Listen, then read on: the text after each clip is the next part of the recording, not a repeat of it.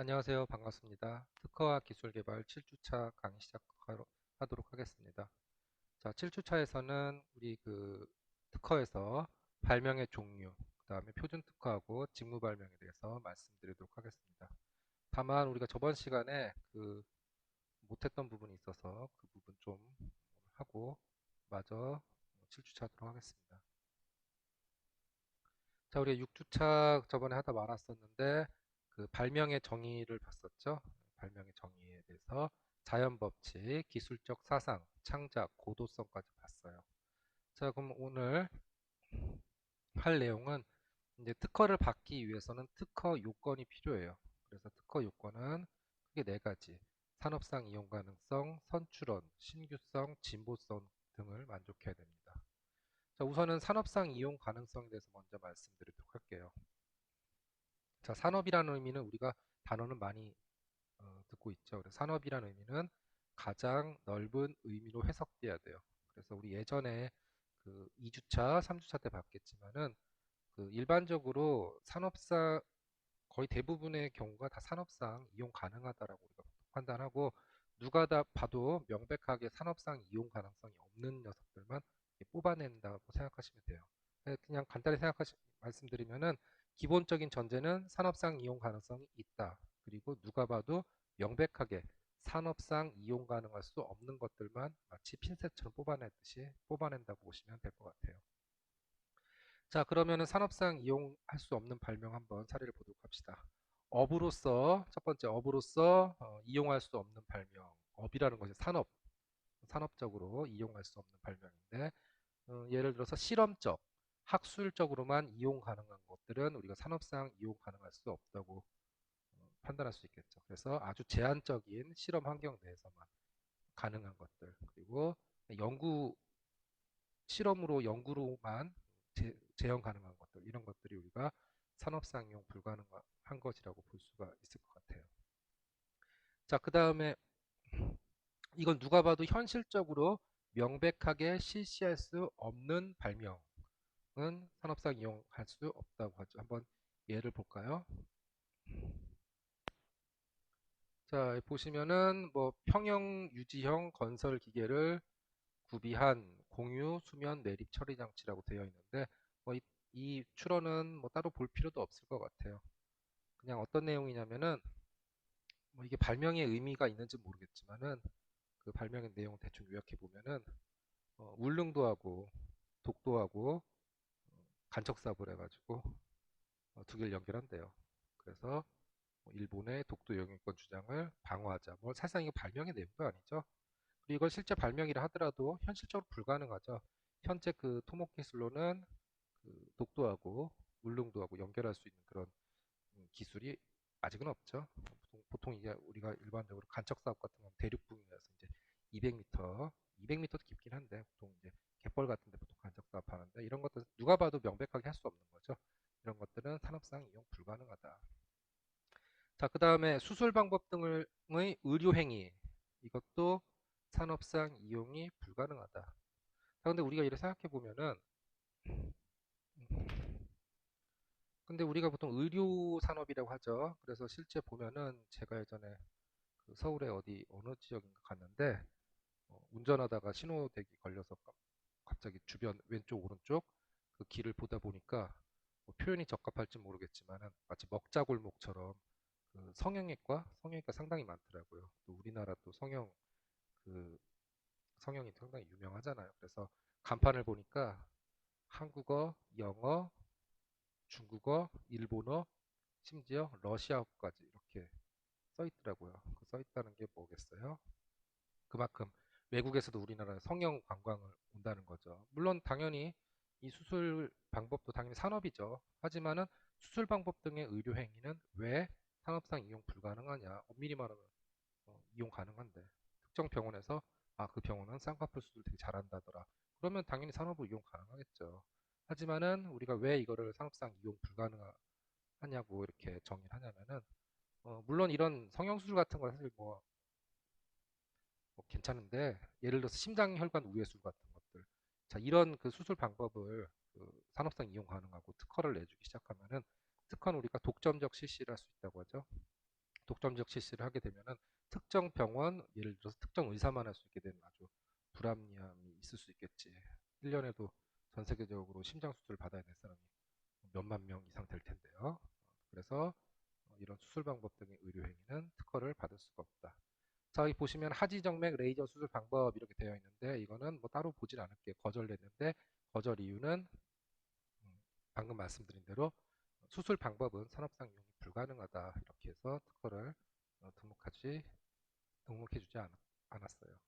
다만 우리 수술 방법 등은 이제 우리가 특허를 받을 수 없지만은 다만 수술에 사용하는 장비 같은 것들, 진단 장비나 혹은 뭐 수술에 사용하는 뭐 메스 같은 것들, 클림퍼 같은 것들, 이런 것들은 다 수술 도구나 진단 장비들은 물론 당연히 특허를 받을 수가 있어요. 오직 수술 방법은 특허를 받을 수가 없다.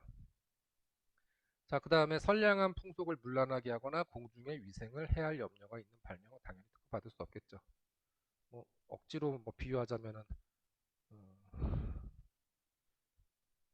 마약 흡입 장치 뭐 이런 것들은 당연히 안 되겠죠. 이거는 당연히 불법은 목적으로 하기 때문에 이런 것들은 뒤에 설명하겠지만 신규성이나 신보성, 선출원이 있다 하더라도 이런 걸 만족한다 하더라도 이거는 당연히 그 자체가 불법을 목적으로 하기 때문에 이런 것들은 선량한 풍속을 문란하게 하고 공중의 위생을 당연히 해야 할 염려가 있겠지. 이런 것들은 우리가 산업상 이용 불가능하다. 이런 것들은 우리가 이런 것들을 제외하고 나머지는 다 산업상 이용 가능하다라고 이렇게 판단할 수가 있을 것 같아요. 자, 그 다음에 이제 특허를 받기 위해서 선출원을 먼저 해요. 그래서 선출원주의 같은 경우는 예전에 말씀드렸듯이 선발명주의 약간 대응되는 개념인데, 자, 발명 완성의 선우와 관계없이, 그러니까 누가 먼저 발명을 했는지는 신경 쓰지 않겠다는 거예요. 물론 선발명주의에서는 발명을 먼저 한 사람한테 특허를 주겠다는 건데, 발명을 뭐 누가 먼저 했든지 관계없이 가장 먼저 특허청에 출원한 사람에게 특허권을 부여하겠다라는 게 바로 선출원주의 예전에 말씀드렸죠. 그래서 당연히 내가 특허 출원하고자 할 때 나보다 동일한 내용이 하루라도 전에 다른 사람이 먼저 냈으면 특허를 받을 수가 없다는 거지. 이게 바로 선출원주의예요.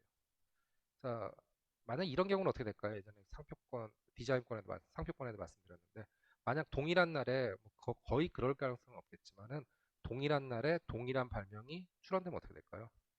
갑이란 사람은 오전에 출원했고 을이란 사람은 오후에 출원했고 그러면 갑이 먼저 받을까요? 그렇지 않죠. 우리나라 현행 법률로는 동일한 날짜에 출원하면은 오전이든 오후든 관계없이 동일한 시간에 출원한 걸로 간주해요. 그럼 동일하게 출원하면 어떻게 될까요? 특허청에서는 해당 출원인에게 합의를 보라고 하고 합의가 되지 않으면 둘 다 거절이에요. 사실 그럴 가능성 거의 없죠. 자, 그래서 산업상 이용 가능성 선출원까지 받고 그 다음에 이제 우리 특허를 받기 위해서는 신규성과 진보성을 만족해야 돼요. 자, 신규성 보도록 할까요? 자, 신규성은 특허 출원된 발명이 그 출원일 이전에 공개된 다른 선행 기술이 없어야 돼요. 다른 선행 기술이 없어야 된다. 출원만 먼저 하는 게 아니라 기존에 전 세계적으로 공개되어 있지 않아야 돼요. 그래서 신규성 판단 기준은 시간적으로 당연히 내가 출원하기 이전에 공개되어 있어서는 안 돼. 어디든지 공개되어 있어도 안 되고 지역적으로는 우리 세계주의를 취하고 있다. 다시 말해서 국내 최초만이 아니라 세계 최초여야 돼요. 특허를 받기 위해서는. 자, 그래서 신규성이 없는 발명은 뭐냐? 공지된 발명. 공지라는 것은 누구나 다 알고 있는 거죠. 그래서 출원 전 국내 또는 해외의 발명의 내용이 불특정인에게 이미 널리 알려진 것들. 너도 알고 나도 알고 우리 모두 다 알고 있는 거. 이런 것들은 이미 공지된 거기 때문에 당연히 특허를 받을 수가 없다. 그 다음에 공연이 실시된 발명. 이거 뭐야? 너도 하고 나도 하고 이미 널리 해왔던 것들. 뭐 그냥 단순히 김치 담그는 것들. 그건 누구나 다 우리나라 사람 우리 어머님들 좀 김치 사 드시긴 하지만은 김치 담그는 것도 당연히 누구나 알고 있었던 거죠. 공연이 실시된 것지. 이런 것들은 출원 전에 이미 일반인들에게 널리 사용된 것들은 공연이 실시된 것이라고 해서 특허를 받을 수가 없어요. 자, 그 다음에 반포된 간행물에 게재된 발명. 그래서 반포된 간행물은 뭐예요?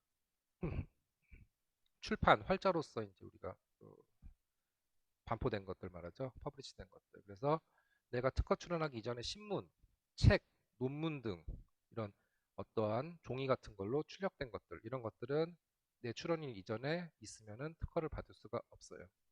그리고 최근에 뭐 전자북, 이북이라고 하죠. 이북 같은 것도 마찬가지로 전자적으로 출판된 것들도 특허를 받을 수가 없다. 그러니까 출원일 이전에 이런 게 공개돼 있으면 안 돼요. 자, 마지막으로 전기통신회선이라고 되어 있는데 이거는 간단히 말해서 인터넷 같은 것들 있죠. 인터넷 등을 통하여 공중이 이용 가능하게 된 발명도 신규성이 없다라고 우리가 얘기할 수 있겠죠. 우리 예전에도 봤지만은 출원 이전에 공개돼 있으면 안 돼요. 그래서 날짜가 명확한 것들, 누구나 볼 수 있는 것들, 그래서 뭐 블로그 같은 것들, 예를 들어서 그 오픈형 SNS 이런 것들도 당연히 누구나 볼 수 있게 공지된 것들이죠. 이런 것들이 있으면 특허를 받을 수가 없어요. 그래서 여러분들이 잘 어떤 분들은 모르시는 분들은 야, 이러이러한 내용들은 특허 출원이 안 되어 있을 것 같으니까 출원하면 등록받을 수 있겠지. 내가 먼저 출원했으니까. 물론 선출원이 될 수도 있겠지만은 어떻게 된다? 이미 누구나 알고 있거나 책이나 인터넷 등에 공개가 되어 있으면 내가 출원하고자 하는 내용이 공개가 되어 있으면 그거는 신규성이 상실되었기 때문에 특허를 받을 수가 없죠.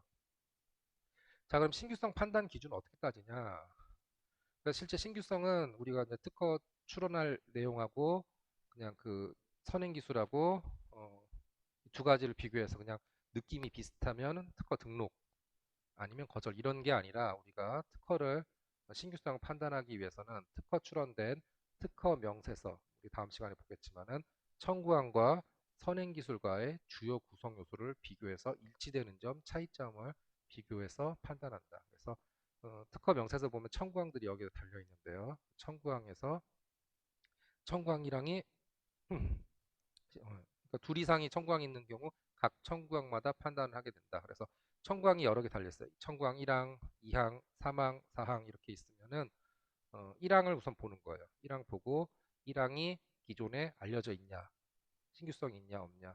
그래서 등록 거절 판단한다. 그래서 실제 특허는 전체적인 내용을 보는 게 아니라 해당 특허에 기재되어 있는 각 청구항별로 신규성 뒤에 나오는 진보성까지 판단을 해주게 돼요. 자, 동일성 판단의 3요소는 크게 목적이 동일한가, 구성이 유사한가, 그다음 효과가 유사한가 이런 것들을 보고 판단하게 됩니다. 자, 이렇게 해서 우리가 신규성, 그래서 출원일 이전에 전 세계 어디든 공개가 돼 있지 않아야 돼요. 한국에만 공개가 안 돼 있는 게 아니라 외국에도 공개가 되어 있지 않아야 돼요. 자, 이렇게 됩니다. 자, 그렇게 신규성을 이렇게 우리가 따질 수 있는데 다만 우리 좀 알아야 될 게 신규성 상실의 예외가 있어요. 뭐냐? 원리 원칙적으로 따지면 사실 이거는 신규성이 상실된 걸 우리가 판단하는데 몇몇 사항에 대해서는 우리가 이거는 사실 신규성이 상실됐지만 이거는 그냥 예외 봐주겠다는 얘기예요. 자, 신규성 상실 예외. 발명을 공개한 대가로 우리가 특허권을 부여해 주죠. 다다음 주쯤에 보겠는데 우리가 그 특허는 출원되고 1년 6개월, 일반적으로 1년 6개월, 18개월이 지나면 공개가 되는데 공개를 대가로 특허권을 부여해 주는 거기 때문에 출원 전에 이미 공개된 발명에 대해서도 권리를 부여해 주지 않는 것이 기본 원칙이에요. 자, 여러분이 잘 알아두셔야 될 게 본인이 임의로 공개한 경우도 해당이 돼요. 자, 만약에 여러분들이 어떤 좋은 발명 아이디어가 있어요.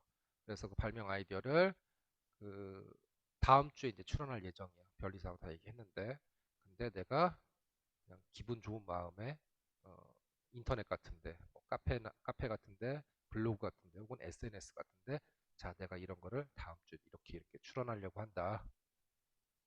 이거 내용을 되게 기술적인 내용을 되게 상세하게 써놓고, 그래서 내가 출원해서 뭐 돈 많이 벌겠다, 뭐 이런 식으로 그냥 한번 재미삼아 썼어요. 근데 그러면은 어떻게 된다? 특허 거절이에요. 그래서 본인이 임의로 공개한 경우도 특허를 받을 수가 없어요. 등록받을 수가 없어요. 그러니까 항상 여러분이 출원하고자 하려면은 항상 비밀을 유지해 주셔야 돼요. 비밀. 비밀을 유지해야 된다. 아시겠죠? 비밀을 유지해야 된다. 특허 출원 전까지는 굉장히 철저하게 비밀을 유지해 주시고 아무리 여러분이 공개 개발하고 발명한 거라 하더라도 여러분이 출원 이전에 이렇게 공개를 해버리면 스스로가 특허를 받을 수 없는 신규성을 상실시켜 버린 거예요. 그렇기 때문에 절대로 비밀을 유지해 주시고 또 출원한 이유도 웬만하면은 비밀을 유지하는 게 더 좋다. 아시겠죠? 그래서 여러분이 편하게 공개할 수 있는 시점은 당연히 이 특허가 여러분이 출원된 게 공개된 이후 그때는 편하게 하실 수 있겠지. 자, 그렇게 되는데 다만 이제 예외 아까 얘기했던 예외가 있어요. 그래서 예외가 어떤 거냐? 본인의 의사에 의한 공지가 있어요. 어떤 게 논문 발표. 자, 원칙적으로 특허 출원 전에 논문이 발표되면 어떻게 돼요? 공개시킨 거죠, 내가. 그렇기 때문에 원민이 말하면 신규성이 상실되는 거지. 하지만은 발표된 해당 발명이 공개되었으므로 신규성 상실이 되지만은 요거는 그냥 해당 사유를 특허청에다가 얘기해주면은 비공개된 것으로 간주를 해준다. 이게요. 그래서 한국이나 미국은 한 1년 정도, 중국이나 일본, 유럽은 6개월 이내, 1년 이내에 해당 그 논문을 발표하고 그 다음에 1년 안에 특허를 출원하면은 요게 공개가 안 된 걸로 그냥 봐주겠다는 거예요. 이거 좀 알아두세요. 그 다음에 박람회 출품 같은 경우도 우리가 본인의 스스로 공개를 했지만은 신규성 상실의 예외로 봐준다. 그래서 여러분이 이제 특허 출원 전에 어디 그뭐 박람회 같은데 뭐 발명 대회 같은 데서 공개를 시켰어. 그런데 공개됐는데 사실 그 박람회 출품이라는 것은 불특정 다수가 누구나 볼 수 있는 상황에 놓인 거죠. 그렇기 때문에 사실 엄밀히 말하면 이것 박람회 출품도 신규성 상실로 보게 되는데 얘도 어, 특허청에다가 신규성 상실 예외로 해주십시오라고 하면은 얘도 마찬가지로 1년 안에 제대로 출원하면은 특허를 등록을 받을 수 있다. 예외 조항이에요. 자, 반대로 뭐 다 그리고 또 본인의 의사에 반한 공지 뭐 이런 게 있는지 모르겠지만은 협박을 받거나 산업 스파이 등이 와서 어쩔 수 없이 공개가 됐다. 이런 것들도 신규성 상실의 예외에 그 주장을 하면은 등록을 받을 수가 있다. 다만 주의할 점 이거 잘 보셔야 돼요.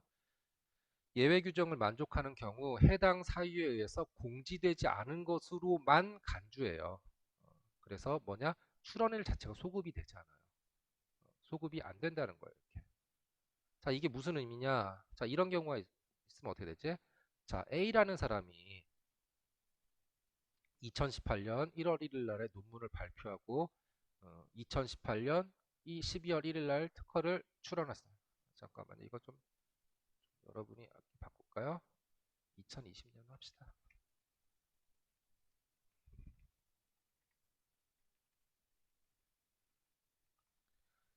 자, 2020년 1월 1일 날 논문을 발표하고 A라는 사람이 2020년 11월 1일 날 특허를 출원했어요. 아, 이거 내가 논문 발표했는데 이거 좀 신규성 상실을 예외를 해주십시오라고 했어요.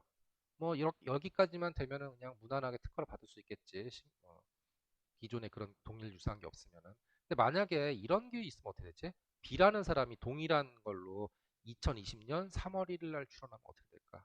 이거 되게 애매한 문제예요. 자, 한번 그림으로 다시 한번 제가 설명해 볼게요.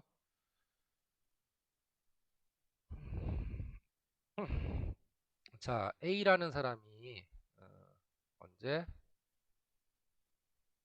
2020년 1월 1일 날 논문을 발표를 했어요. 그렇지? 그럼 이 사람은 2021년 1월 1일까지 1년 이내에 특허를 출원하면 등록받을 수 있겠지? 신규성 상실 예외 주장을 하면. 그래서 이 A라는 사람이 나중에 어떻게 한 달 정도 여유 있게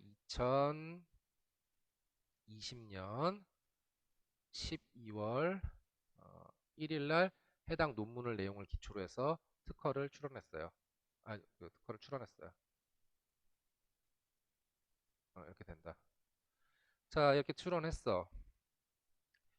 자, 이렇게 출원했는데 뭐 이 A라는 사람만 있고 이 논문이 기존에 없었던 내용이고 중간에 아무것도 없으면 이 사람은 당연히 요거 예외로 해주세요라고 특허청에다가 공지 예외 주장을 하면은 당연히 특허를 받을 수 있겠지. 그러면 특허 심사관 어떻게 돼?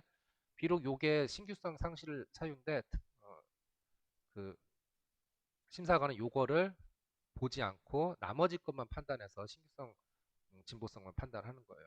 근데 이렇게 되면 참 좋겠는데 문제는 B라는 사람이 있는데 B라는 사람이 요 중간에 요 한 중간쯤에 2020년 3월 1일 날에 해당 논문하고 유사한 걸로 특허를 출원했어요. 이러면 어떻게 되지? 이게 문제인 거야. 이게 문제예요. 자, 우선은 한번 보도록 합시다. 자, B라는 사람 특허를 받을 수 있을까? 요거 동일한 내용으로. 받을 수 있어요, 없어요? 당연히 받을 수가 없겠죠. 왜 없을까? 얘는 이 논문하고 동일한 내용이기 때문에 이미 다른 사람이 이미 누구나 볼 수 있게 공개됐잖아요. 그래서 얘는 신규성이 없기 때문에 특허를 받을 수가 없어요. 아시겠죠? 특허 받을 수 없어. 그러면 A는 받을 수 있을까? A는 안타깝게도 받을 수가 없어요. 왜? 얘의 후출원이니까. 그래서 이렇게 되면 어떻게 돼요?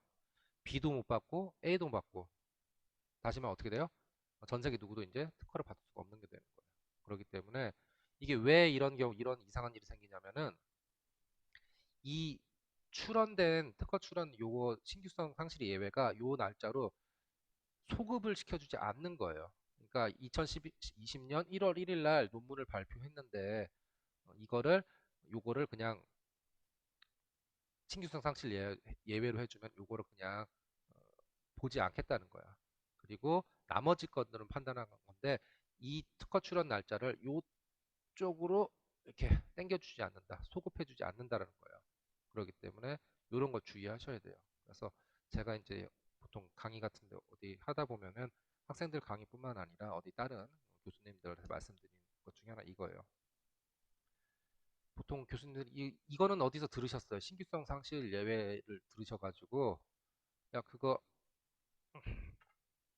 야 그거 뭐 1년 안에만 하면은 되는 거 아니야? 라고 말씀하시는데 아까처럼 말씀드렸던 대로 출원일 자체가 소급되지 않기 때문에 이런 중간에 만약에 제3자가 끼어들게 되면 제3자가 끼어들게 되면은 누구도 특허를 받을 수가 없는 거예요. 이러면 어떻게 되죠?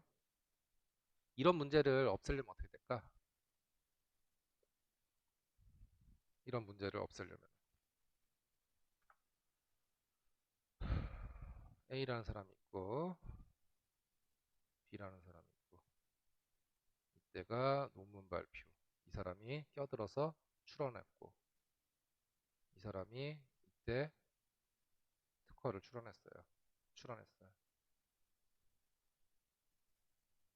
이때도 특허 출원했고 그러니까 중간에 이 사람이 끼어들어가지고 이제 아무도 못 받게 되는 거죠. 자 이러면 어떻게 될까요?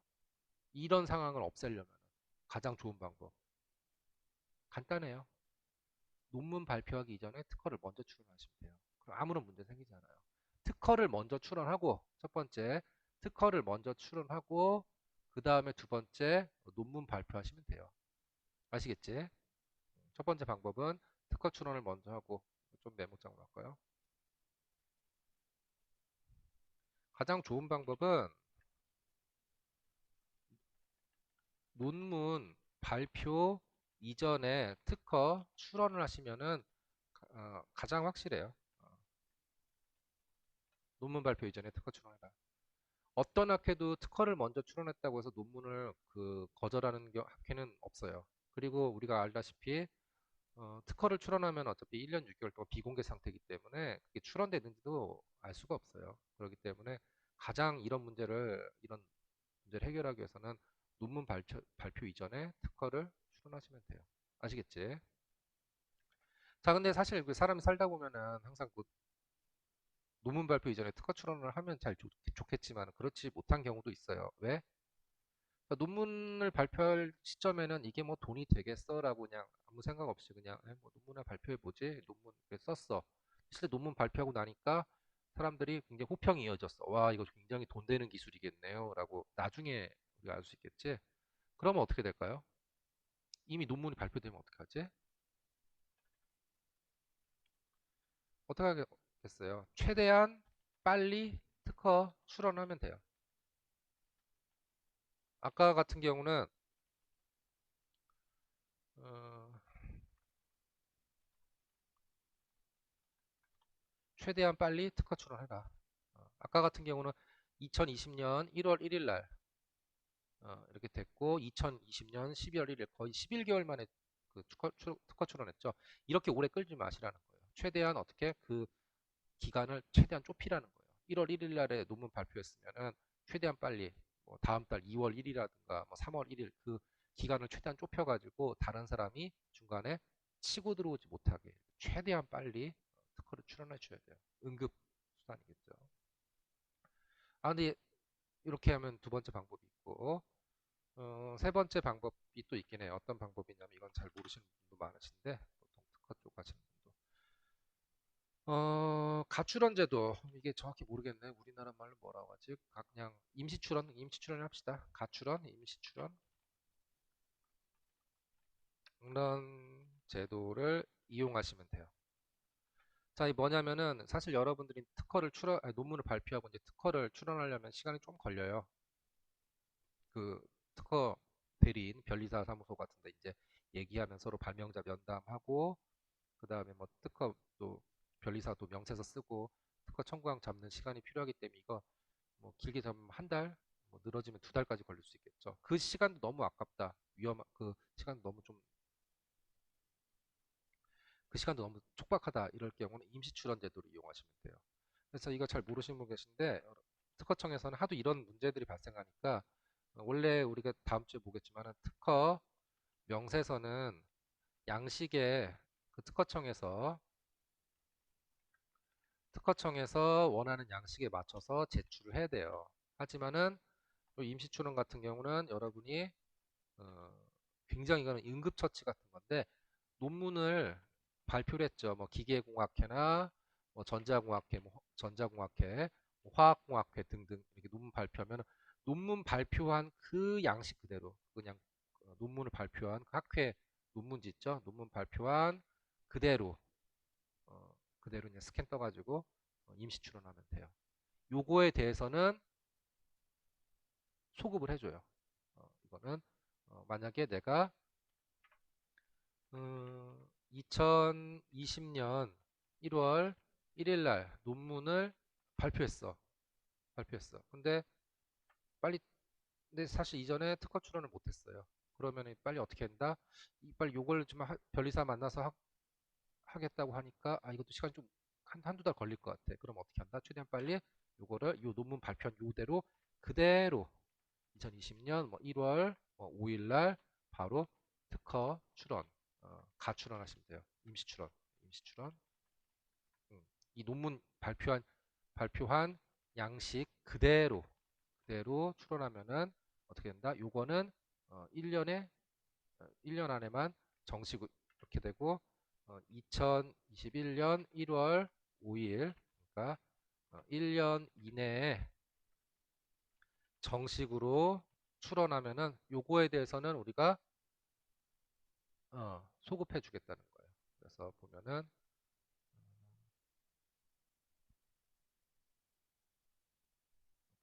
그래서 이렇게 돼서 아까 논문만 발표했을 때는 요거를 그 정식으로 출원했을 때 요거는 이렇게 이 날짜로 소급해 주지 않아요. 논문 발표하고 신규성 상실 예외로 했을 때. 하지만은 여러분들이 논문을 발표하고 큰일 났다. 빨리 임시로 출원해야지. 임시로 출원했어요. 날. 5일 후에 임시 출원했어요. 그러면 요 기간은 나중에는 1년 이내만 정식으로 출원. 요거는 비록 2021년 1월 5일 날 출원했다 하더라도 요거에 한해서는 소급을 해주겠다는 얘기예요. 좀 어려울 수도 있겠는데 어쨌든 이렇게 해서 가출원 해주게 되면은 요거에 대해서는 인정을 해준다. 그래서 여러분 꼭 이걸 알고 있으셔야 돼요. 그래서 나중에 여러분들 뭐 그 연구소 같은데 뭐 큰 연구소는 다 알 텐데 혹시라도 뭐 대학원 같은 데 가셔가지고 연구할 때 뭐 이런 경우가 생기면은 이미 논문 발표했어. 그러면 어떻게? 빨리 출원해야겠지?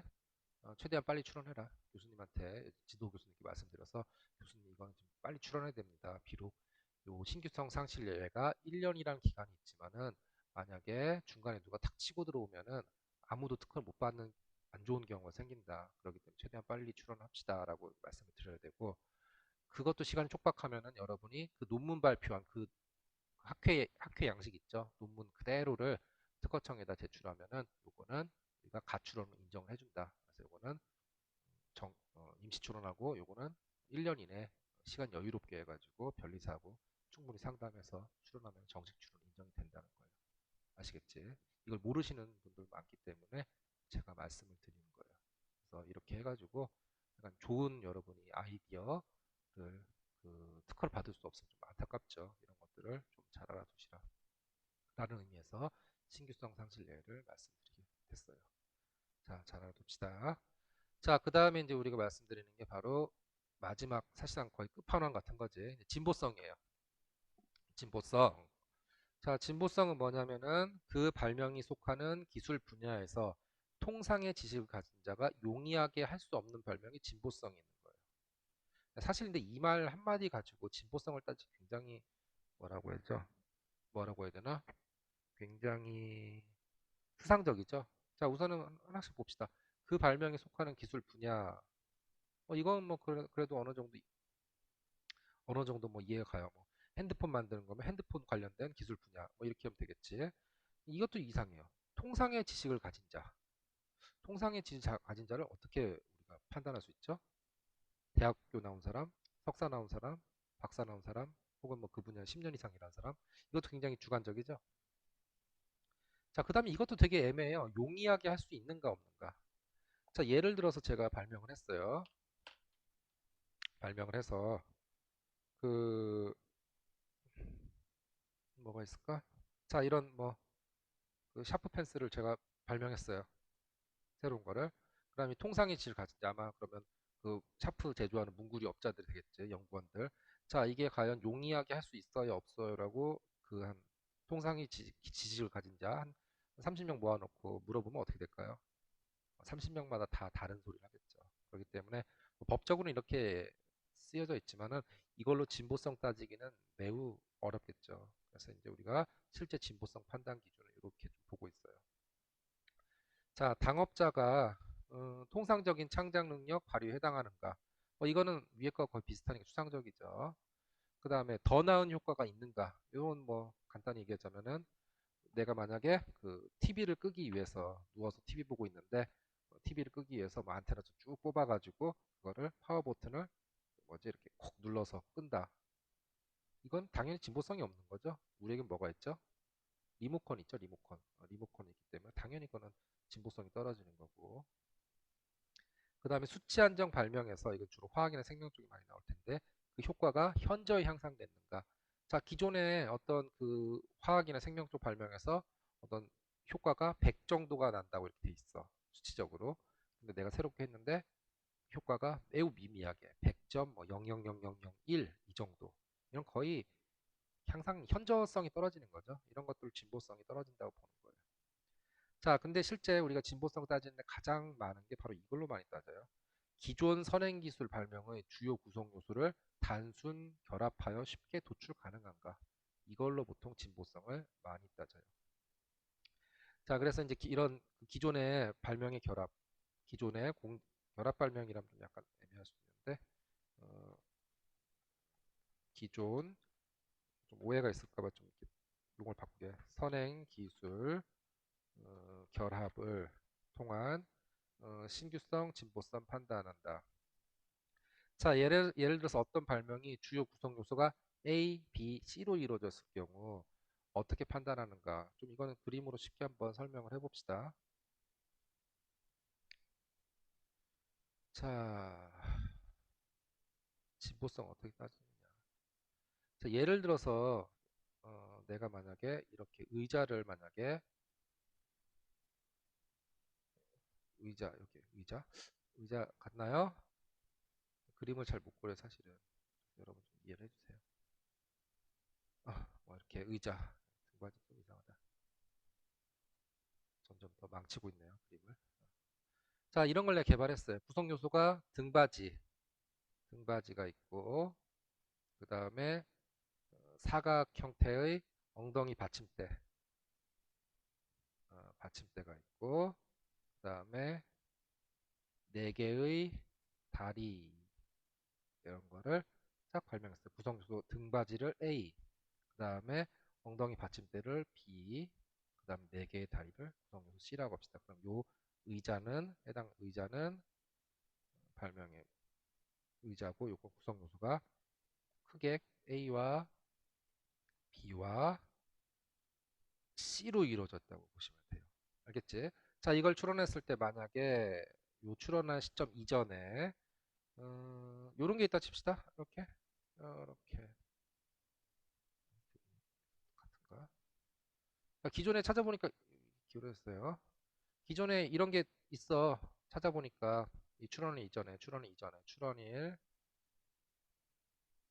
이런 게 있어. 자, 구성요소 A 같아요? 같죠? A가 똑같아요. 그 다음에 그 엉덩이 받침대, 사각의 받침대 같아요? B도 같죠? 그 다음 네 개의 다리 같죠? 자, 그러면은 해당 요 선행기술 요거를 요 증거자료 요걸 봤을 때 해당 요 녀석은 뭐가 없다? 진보성이 없다? 아니에요. 이거는 신규성이 없는 거예요. 그치? 그렇잖아요. 같은 의자고 등받이 똑같고 구성 A 똑같고 B 똑같고 C도 똑같아. 모든 구성 요소가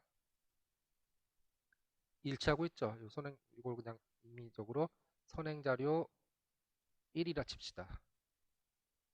선행 자료 1 어디 팜플렛 같은 데 똑같이 있어.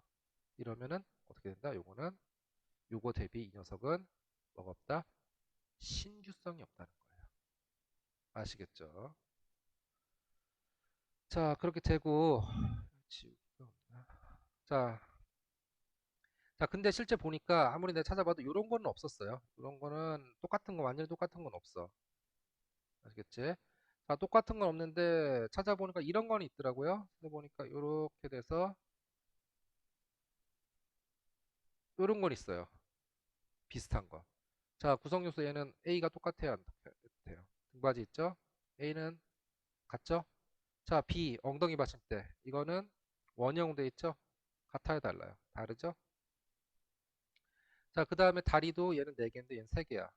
C도 다르죠? 자, 얘 대비 얘는 뭐예요? 신규성이 있는 거지. 신규성이 있어. 당연히 다르잖아요. 구성 요소가 모두 일치하고 있지 않죠. 자, 근데 또 찾아보니까 이런 게 있네요. 등받이가 없는 사각형 의자가 있어요. 자, 구성 요소 A가 같아요, 달라요? 등받이가 없죠. 이거 없잖아요. 그러니까 이거는 구성 요소 A가 차이가 있죠. 하지만 엉덩이 받침대 이거 어때요? 동일하죠? 같죠? 그 다음에 네 개의 다리 같죠? 이렇게 됩니다. 자, 각각을 봤을 때는 서로가 달라요. 신규성이 있는 거지. 하지만 이 두 녀석을 이렇게 단순 조합하면 어떻게 돼요? 구성 요소 A, B, C가 모두 나오고 있죠. 구성 요소 A는 요 녀석, B는 요 녀석, 요 녀석. 그래서 요 두 녀석을 단순하게 조합을 하니까 이 녀석이 나오더라. 그래서 요 두 건을 단순 조합하면은 이거는 선행 이건 2라고 치고 이거를 3이라 칠게요. 이는 A가 같고 이렇게 선행 3은 이렇게 그래서 각각은 서로 다르지만 이 두 녀석을 단순 조합했을 때 모든 구성 요소가 다 나오고 있죠. A, B, C를 다 아우르고 있죠. 이러기 때문에 요 두 건 대비 그 해당 의자는 뭐가 없다? 진보성이 없다라고 우리가 쉽게 그냥 간단하게 설명하자면 이렇게 우리가 판단할 수가 있어요. 아시겠죠? 그래서 실무적으로도 실제 특허 그 진보성 판단할 때는 심사관들 이런 식으로 많이 판단하고 있어요. 그래서 해당 구성 요소를 단순 한 증거 자료 한 기존에 2개, 많아야 3개 정도 단순 조합했을 때 니거 쉽게 나와. 이 정도면은 그 발명이 속하는 통상의 기술 분야의 통상의 지식을 가진 자가 이 정도는 쉽게 생각하지 않을까? 이렇게 해서 보통 이렇게 두 선행 자료를 조합해서 모든 구성 요소가 조합해서 나오면은 진보성이 떨어진다. 이렇게 우리가 보통 실무적으로 많이 판단을 해요. 아시겠죠? 이런 식으로 우리가 진보성을 판단할 수가 있다. 보통 이제 진보성 판단을 좀 어려워해가지고 보통 이렇게 쉽게 보통 설명하고 있고, 지금 제가 말씀드린 의자는 그냥 단순한 여러분의 설명을 돕기 위해서 그냥 쉽게 설명한 거기 때문에 이거를 마치 금과 옥조처럼 모든 걸 다 적용할 수는 없어요. 하지만 가장 쉽게 이해하기 쉽게 설명하자면은 이렇게 의자로 진보성을 판단할 수가 있을 것 같아요. 그래서 신규성, 진보성 판단. 물론 기술 분야마다 좀 다르긴 한데 일반적으로는 이런 식으로 심사관들도 많이 진보성을 판단한다. 아시겠죠? 심사관이 그냥 단순히 그냥 내가 이 발명의 이 기술 분야의 통상의 지식 가진 자가 자인데 내가 봤을 때 쉽게 생각할 수 있어. 이렇게 판단할 수가 없어요. 항상 근거 자료를 제시를 해야 돼요. 이런 식으로 진보성을 판단할 수가 있다는 걸 좀 알아두셨으면 좋겠고, 나중에 우리가 한 2주 후나 3주, 2주 후쯤에 실제 제가 예전에 특허 출원해가지고 이 진보성이 떨어진다고 해서 거절받은 특허가 있거든요. 그래서 그거 나중에 그걸로 한번 다시 또 기회가 되면은 설명드리도록 할게요. 아시겠죠? 자, 그래서 이제 이번 지금 7주차인데 6주차 저번에 못했던 거 마저 설명드렸고요. 자, 다시 한번 우리가 6주차 했던 걸 다시 한번 정리하자면은, 자, 특허법의 목적이 뭐냐? 특허법의 목적. 항상 그 법, 법조문 같은 거 1조에는 그 법의 목적이 나오죠. 특허법의 목적이 뭐예요? 발명을 보호 장려하는 이유가 뭐다? 산업 발전하고 기술 발전을 위해서 있는 거죠. 자, 그 다음에 이제 요거 좀 그 지식재산 보호 기간이 이제 헷갈릴 수도 있어. 제가 한번 그 장에 뭐 앞에 보면 나오는데, 자, 특허는 출원일로부터 20년, 실용신화는 출원일로부터 10년, 디자인도 특허와 마찬가지로 출원일로부터 20년, 상표는 좀 달라요. 시작이 등록일로부터 10년이고 얘는 어떻게 된다? 갱신 10년씩만 갱신하기 때문에 그 상표 출원인이 원하면 거의 무제한으로 이걸 끌고 갈 수 있다. 자, 그 다음에 저작권은 저작권은 크게 저작권하고 저작 인접권으로 다시 나눌 수 있는데, 자, 저작권은 보호기간이 얼마라고 했죠?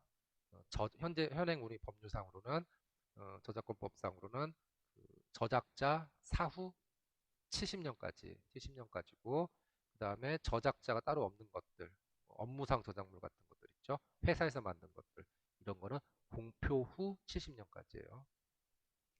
자, 그 다음에 저작 인접권 다 아시죠? 뭐 우리 저작권은 노래를 작곡한 게 저작권이고, 저작 인접권은 실제 뭐 노래를 부르거나 악기 연주한 그 소리, 음원 같은 것들 말하죠. 저작 인접권 같은 경우는 어, 그 업무상 저작물하고 거의 비슷하게 그 실연, 노래를 부르거나 악기를 연주하거나 공표 후 70년까지, 다만 방송에 한해서는 50년까지다. 이렇게 좀 알아두시면 될 것 같아요. 자, 그 다음에 발명의 정의 봤었죠? 발명의 정의는 당연히 어떻게? 자연 법칙을 이용해야 된다. 우리가 알고 있는 물리 법칙들. 그 다음에 기술적 사상만 들어가도 된다. 물건을 형상화시킬 필요 없다. 창작, 새롭게 만들어내야 된다. 그 다음에 고도한 것, 기술이 어느 정도 일정 수준 이상이 돼야 된다는 것을 말씀드렸어요. 자, 그리고 오늘 말씀드린 특허 요건. 그래서 아까 얘기했던 신규성은 해당 출원일 이전에 전 세계 어디든 공개되어 있지 않아야 된다.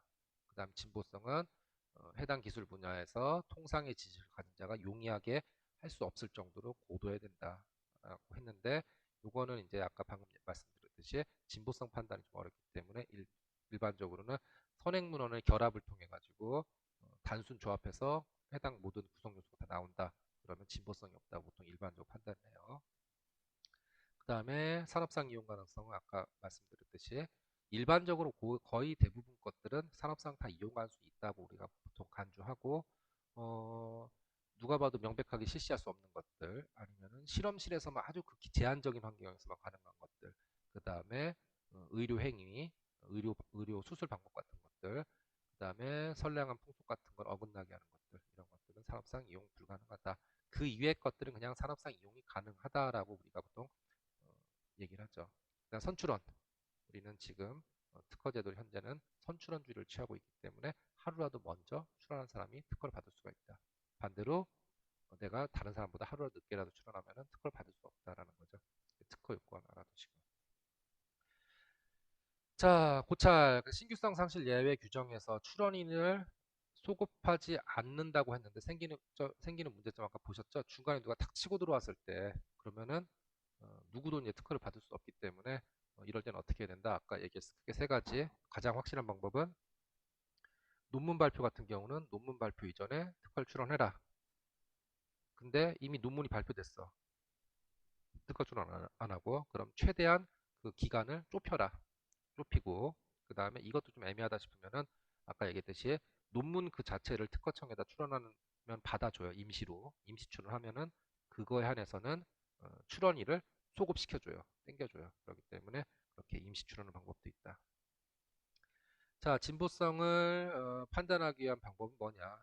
기술 분야, 해당 기술 분야, 통상의 지식을 가진 자, 용이하게 할 수 있냐 없냐. 이건 사실 되게 아까 얘기했지만 상당히 주관적이고 추상적이라고 했죠. 그렇기 때문에 일반적으로 진보성 따지기 위해서는 아까 의자를 말씀드렸듯이 뭔가 그 기존 선행문헌의 주요 구성 요소를 단순 조합해서 해당 출원이 모든 구성 요소가 일치하느냐. 이걸로 보통 진보성을 많이 따진다고 말씀을 드렸어요. 아시겠죠? 자, 이렇게 해가지고 우리가 6주차 내용을 다 마치게 됐어요. 자, 그러면은 우리가 이제 요거를 받고, 그 다음에 7주차, 7주차 이제 그 발명의 종류, 표준 특허, 직무 발명을 보도록 합시다. 오늘도 좀 부지런히 할 텐데, 요것도 마찬가지 최대한 설명해보고, 안 되면 다음 시간으로 넘기도록 할게요. 지금 한 45분 정도 강의했는데, 잠깐만 저 개인적으로 잠깐만 쉬었다가 다시 보도록 합시다.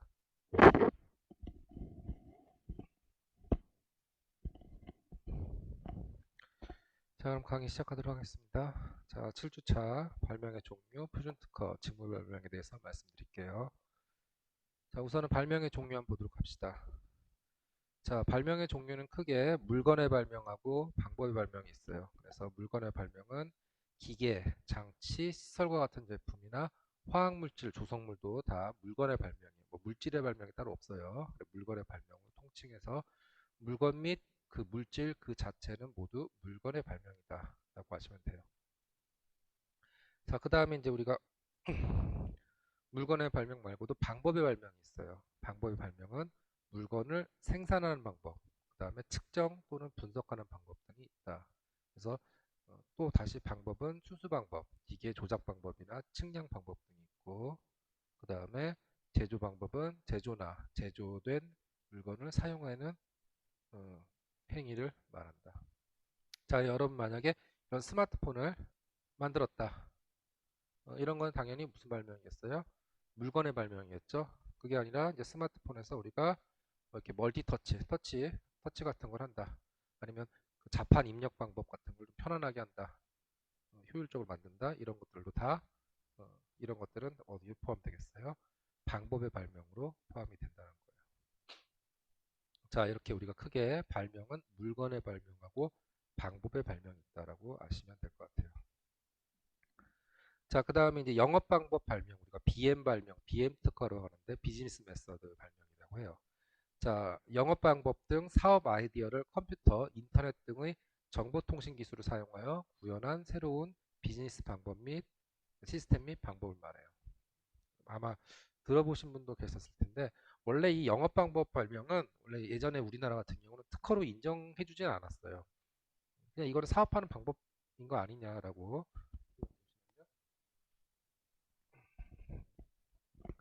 자, 이건 사업하는 방법 아니냐라고 했는데 이걸 어디 미국에서부터 자꾸 이거를 비즈니스 메서드를 자꾸 인정해줘가지고 우리나라도 이제 인정해준 추세예요. 자, 대표적인 사례 볼까요? 그 미국본 프라이스라인닷컴이라는 회사가 있어요.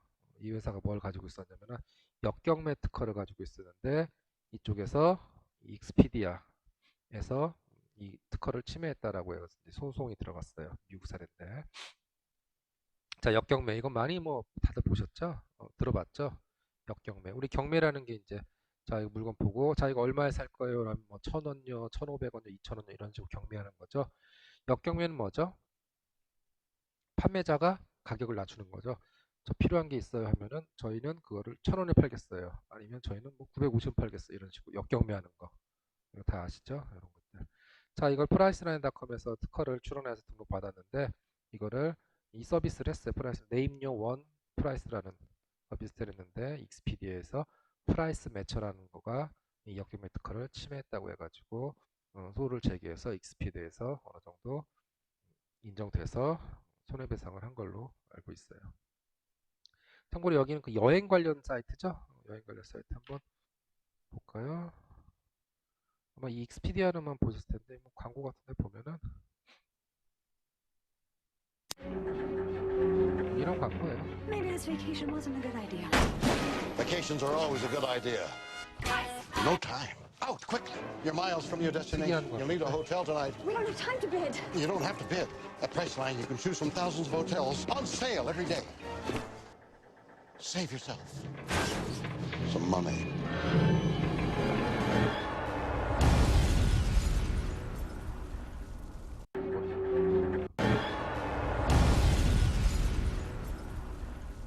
뭐 이렇게 호텔 예약 같은 것들 있죠. 뭐 아마 여러분들 비슷한 서비스 운영도 많이 봤을 텐데 이런 것 하는 서비스는 이제 그런 판매자가 이제 가격을 낮추는 그런 이런 것들 특허가 된다라는 거예요. 역경매 특허.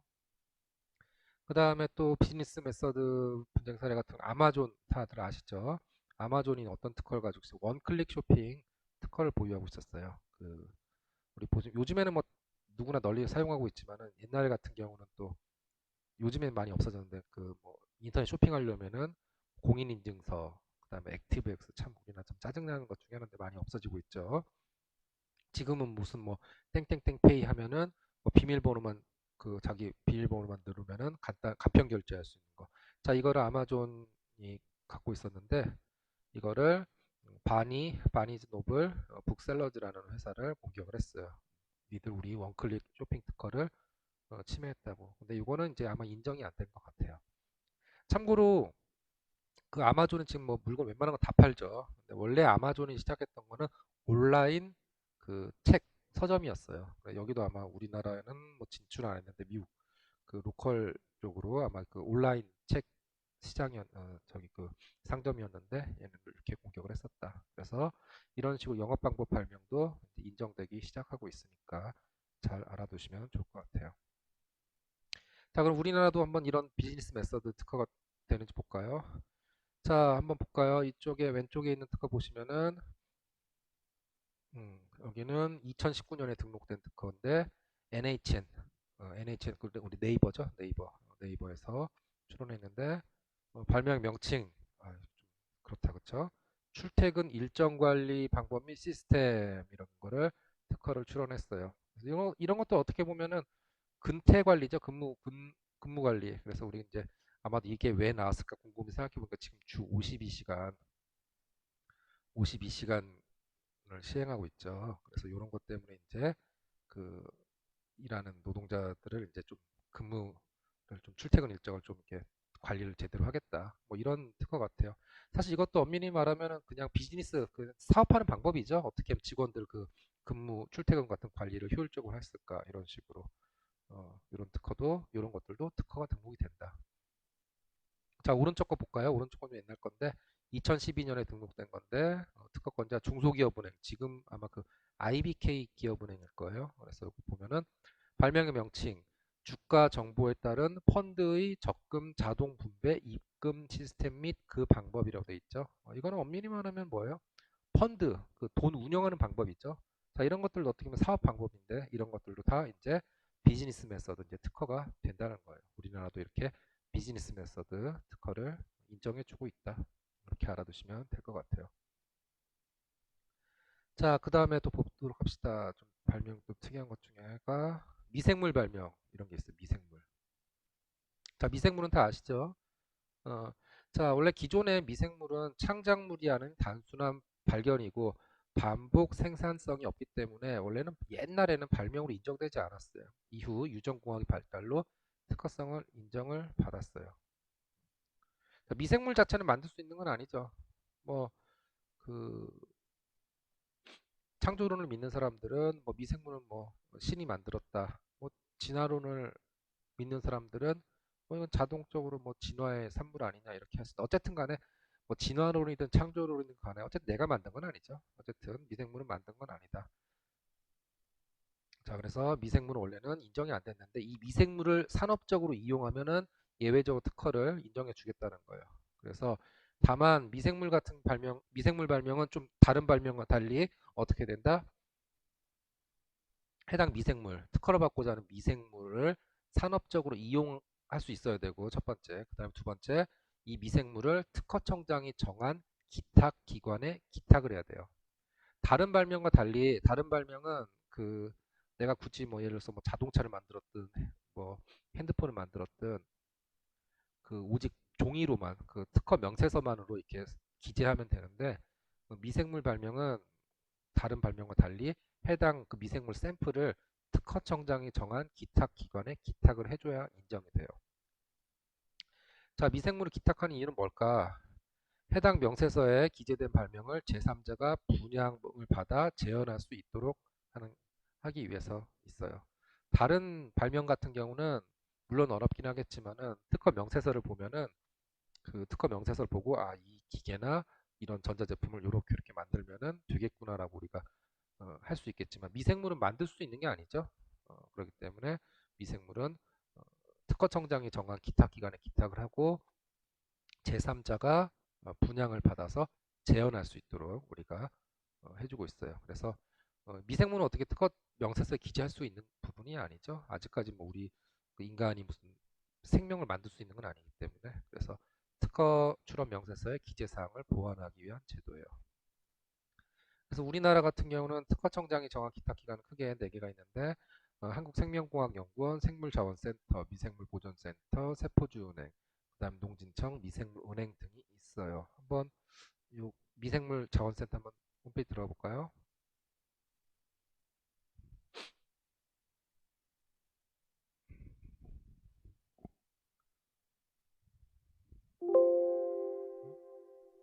링크가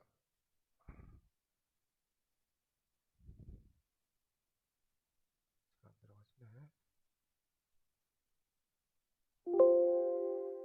따로 제가 한번 넣어보도록 할게요.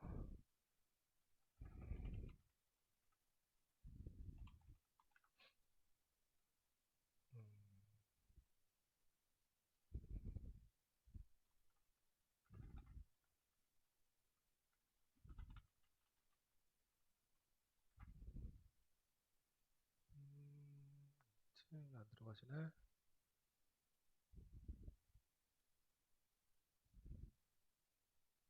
DC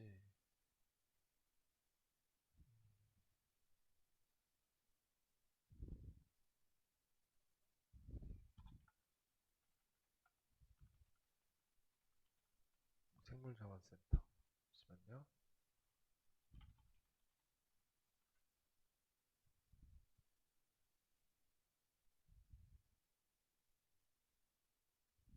홈페이지가 지금 링크가 좀 깨진 것 같아요. 좀 보여드려야 그래도 좀 알 수 있을 텐데.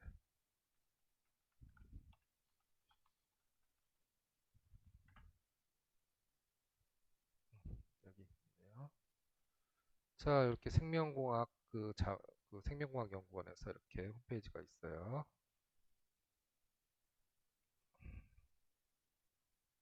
여기 무슨 기탁이라고 돼 있죠? 여기 보면은 일반 기탁, 안전 기탁, 여기 또 특허 기탁으로 돼 있죠? 특허 기탁 안내라고 돼 있어요. 그래서 이와 같이 내가 특허 출원하면은 일정 시간 내에 특허청장이 정하는 기탁 기관에 이렇게 맡겨야 돼요. 그래서 서비스 이용료 볼까요?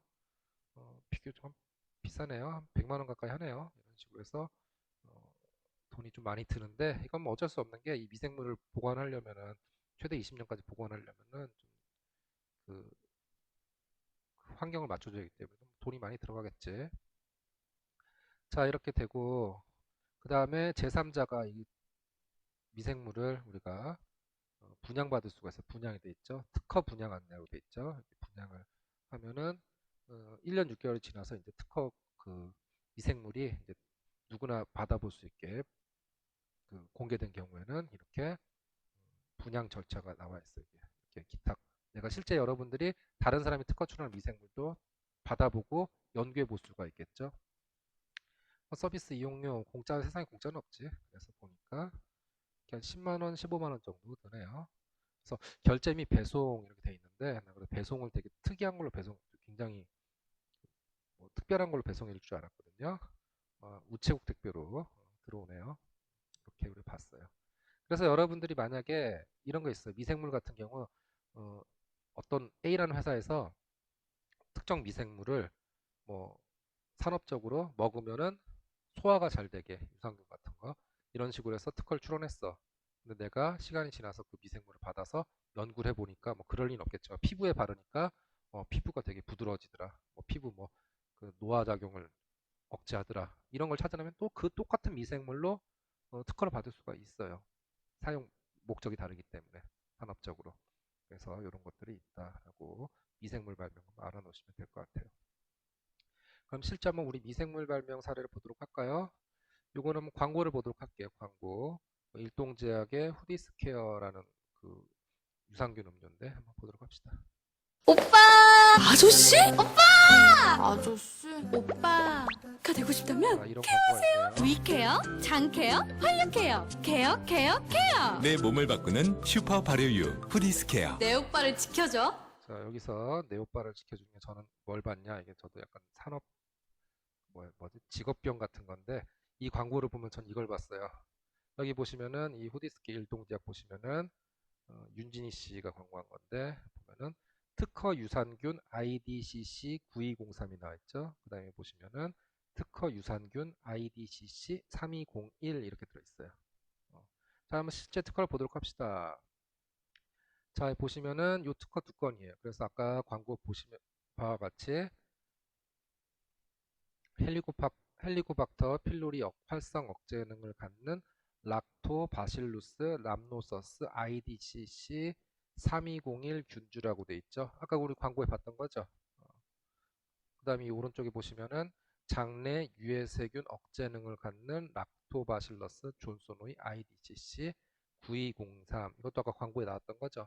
이런 식으로 우리가 그 미생물 같은 경우는 이렇게 특허로 출원할 수가 있고 다만 아까도 얘기했지만은 미생물 발명 같은 경우 어떻게 된다? 특허 명세서만 이렇게 특허청에 출원해야 되는 게 할 뿐만 아니라 어떻게 미생물을 기탁해야 된다. 특허청장이 정한 보실까요? 수탁번호 해서 KCTC 10833BP 여기도 보시면 KCTC 10923BP 이렇게 되어 있죠. 이런 식으로 해서 우리가 아까 KTC가 그 생물자원센터 거기였죠. 이런 식으로 미생물도 기탁을 하고 이제 이거는 이 특허 명세서 공개가 되고 뭐 등록도 됐지만 이미 공개됐기 때문에 만약에 여러분이 요거 내가 한번 연구 좀 해볼까 해서 요 IDCC 3101 균주 여기 수탁번호 나와 있죠. KCTC 10833BP 주세요라고 아까 생명공학연구원 생명자원센터에다가 문의하면은 일정의 수수료를 내면은 여러분 집으로 우체국 택배로 요 미생물 샘플이 날라오겠지? 그렇죠? 그래서 여러분이 이 미생물 가지고 다시 또 연구를 해서 새로운 또 산업적으로 쓸 수 있는 걸 찾아내면 새로운 똑같은 미생물도 등록을 받을 수가 있다라는 거예요. 특허로. 자, 한번 볼까? 청광이랑 헬리코박터 필로리 활성 저행을 갔는데요. 요 3201 균주가 이 녀석을 헬리코박터균을 억제를 한대요. 요거. 뭐 아마 이거 들어보신 분도 계실 것 같은데 보통 우리나라 사람들한테 많이 걸려 있다고 하죠.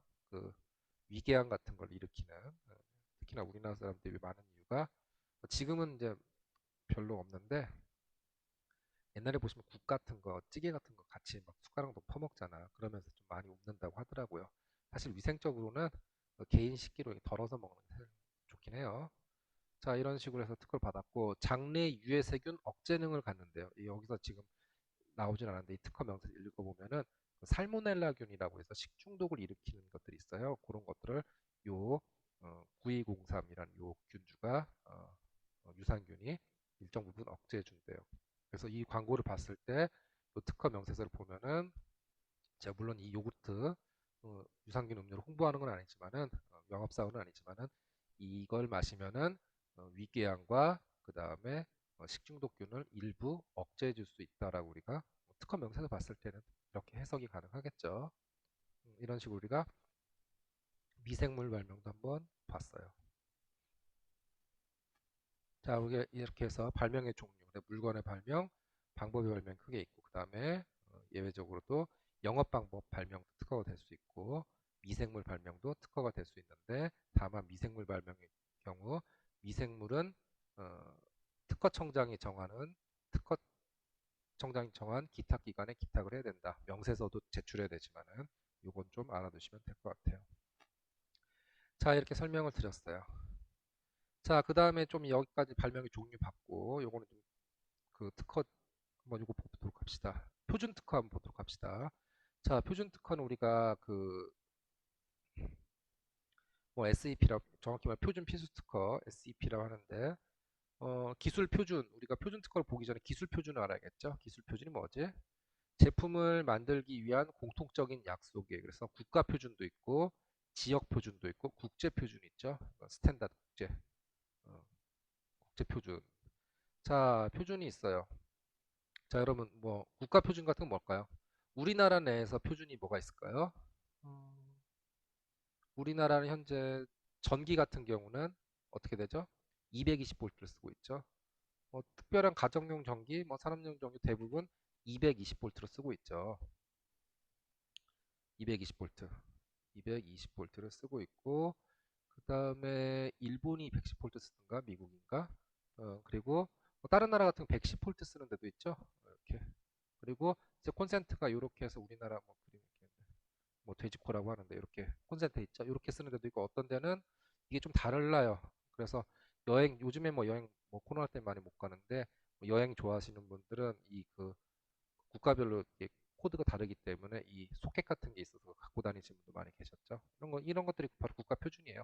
우리나라는 220V고 이렇게 생긴 것들 코드에 다 꼽죠. 이런 것들이 이제 국가 표준도 있을 있고 그다음 뭐 지역 표준도 있을 있고 그 다음에 국제적인 표준, 세계 표준 같은 게 있을 수 있겠죠.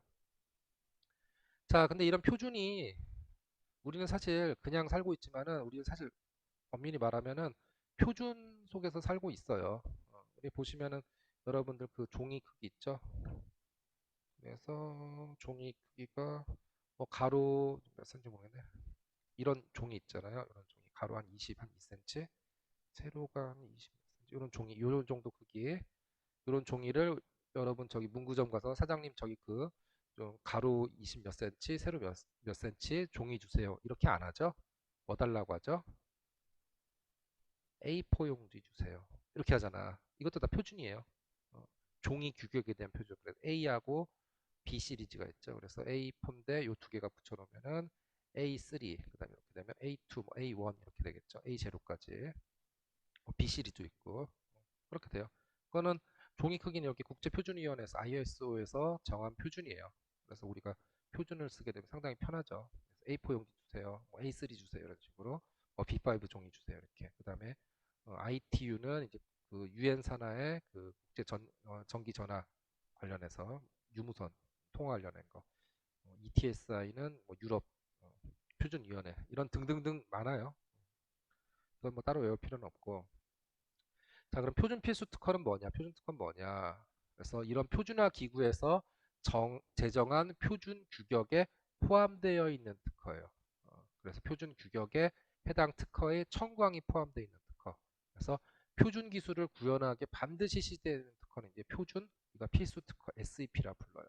그래서 해당 특허를 사용하지 않고는 제품의 제조 또는 판매 등이 사실상 불가능해요. 왜 그럴까? 그래도 표준 특허는 상당히 강력하죠. 한번 볼까요? 자, 이거 2019년 뉴스 한번 볼까요? 자, YTN 뉴스인데. 일본이 우리나라에 대한 경제 보복을 감행한 작년 것은 8월 일본만의 뉴스인데요. 원천 기술이 있기 때문인데요. 하지만 인공지능과 같은 미래형 첨단 IT 분야는 우리가 보유한 기술력이 훨씬 막강합니다.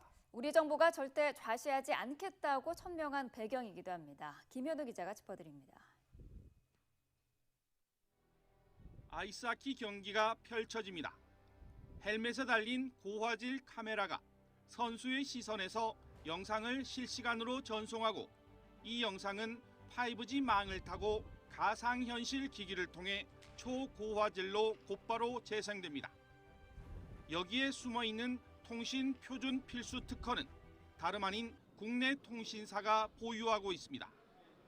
해외 다른 기업이 5G 기반 가상현실 서비스를 출시하려면 반드시 특허 아직은 뭐 활성화 안 사용료를 됐지만 내야 합니다. 5G 특허를 우리나라의 우리나라들이 경제 우리나라에서 보복을 표준 특허를 감행한 보유하고 일본도 있어요. 예외가 아닙니다. 5G 분야의 표준 필수 특허에서 우리나라는 일본보다 승인 건수가 5배나 많습니다. 내년 도쿄 올림픽을 여기 애트리는 한국전자통신연구원이라고 해서 대전에 있는 연구소예요. 앞두고 5G 상용화를 준비 중인 일본이 우리 기술을 피해갈 수 없다는 얘기입니다. 통신 신호를 연결하는 5G 장비 분야도 삼성이 세계 시장 점유율 선두를 지키고 있습니다. 일본 기업은 순위 바뀝니다. 우리나라가 세계 최초로 5G를 상용화하면서 이미 일본보다 기술 우위를 확보했고 그러면서 IT 분야 주도권을 잡은 것으로 풀이됩니다. 미래 먹거리의 핵심 분야로 꼽히는 인공지능 기술 역시 삼성전자가 일본을 제치고 미국 업체들과 경합 중입니다. 일본이 이제 여기까지 보도록 합시다. 이렇게 해서 표준 특허, 특히 5G 쪽 신기술 같은 거, 통신 같은 거는 확실히 표준 특허들이 많이 필요하죠. 왜? 5G는 앞으로 5G라 쓰면은 그 기술 그 표준대로만 써야 되기 때문에 그 표준에 표준 특허를 인정받으면은 다른 기업들이나 이런 쪽에서는 쉽게 못 쓸 수 있겠죠. 자, 이거는 올해 말 뉴스였나 볼까요? 비슷한 뉴스인데 우리나라가 세계 최초로 5세대 이동통신 작년 5G 9월 기술을 뉴스예요. 상용화한 데 이어서 기술 주도권 확보에 박차를 가하고 있습니다. 이 내용 취재기자 연결해 보겠습니다. 최나리 기자. 네, 최나리입니다. 네, 먼저 우리나라가 국제 5G 기술 연구를 주도하게 됐다고요? 이거 어떤 얘기입니까?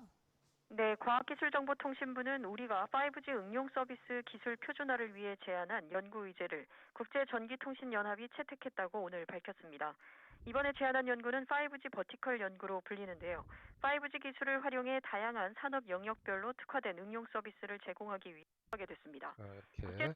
자, 참고로 표준 특허 같은 경우는 이따 좀 설명하겠지만은 기술만 좋아서 되는 건 아니에요, 사실은. 그래서 우리 표준 특허가 되려면은 기술도 좋아야 되겠지만은 그 국제 표준화 위원회 같은 데서 우리나라 우호적인 그런 표준을 정하는 위원들이 많아야 돼요. 그래서 이제 그 나중에 이제 뭐 A 기술, B 기술, C 기술이 있으면 서로 막 내 기술을 채택할 건지 서로 막 싸우잖아요. 서로 막 논쟁하는데 결국 논쟁하다가 안 되면 나중에 투표를 들어가게 되는데 어느 기술 채택할지 당연히 우리나라 쪽 사람들이 표준위원회에 많이 들어가 있으면 훨씬 더 유리하게 되겠죠.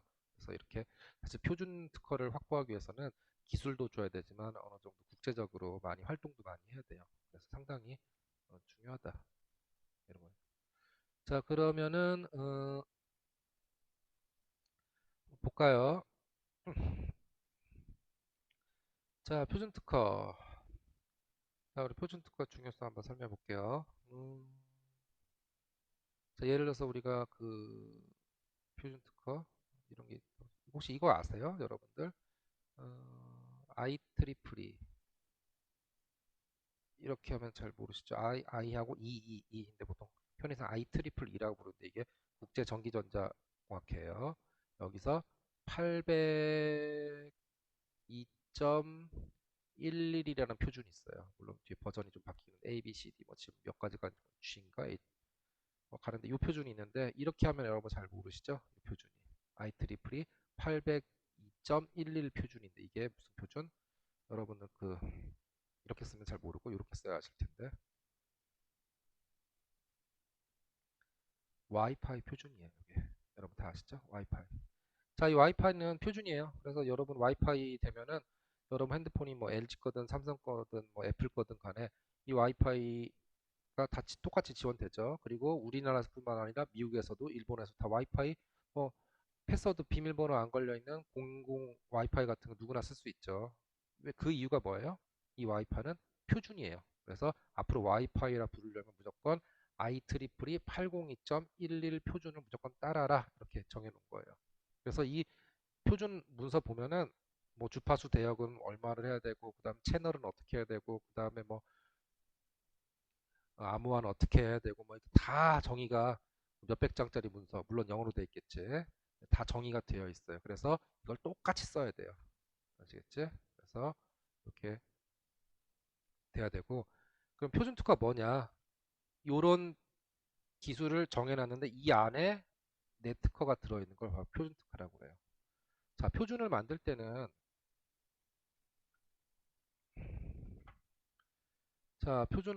우리가 이제 어떤 뭐 아까 5G를 만든다 표준을 이제 좀 있으면 6G 논의가 될 텐데, 자, 5G 우리 표준 만든다 하면 전 세계에서 그쪽에서 내놓으라는 업체들 다 들어오겠지? 다 들어오겠죠. 그래서 우리나라 뭐 삼성이나 LG나 그다음에 어디지? 그다음에 뭐 애트리, 전자통신연구원, 그다음에 일본의 소니, 그다음에 유럽의 에릭슨, 중국의 화웨이, 뭐 이런 애들 다, 뭐 퀄컴 이런 애들 다 들어오겠지. 자, 들어가서 서로 간에 열심히 토론을 거치겠죠. 토론을 거치고 당연히 이런 삼성이나 LG나 뭐 소니나 에릭슨이나 이런 애들이 어떻게 하겠어요? 자신들이 보유하고 있는 기술을 표준으로 이렇게 인정받기 위해서 서로 뭐 엄청나게 싸우겠죠.